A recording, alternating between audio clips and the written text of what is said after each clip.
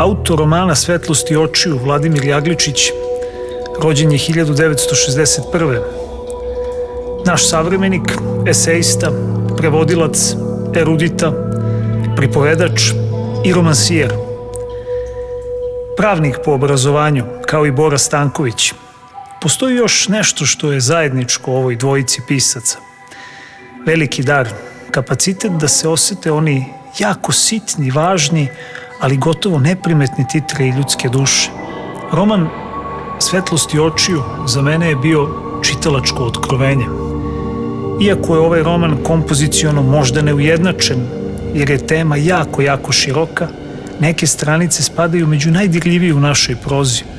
Roman govori o nestanku jedne porodice i čitavog jednog sveta.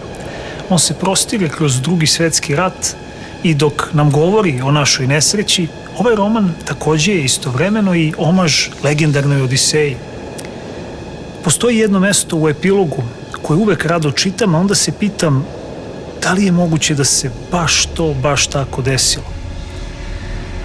Mnogo kasnije, nakon prvog pa drugog čitanja, shvatio sam zašto. Ovaj roman svakako će uticati na vas i porazmislit ćete po nečemu o čemu niste, možda baš dugo. To je priča o odnosu oca i sina i o žrtvi. To je priča o tome da je praštanje jako važno, možda i najvažnije.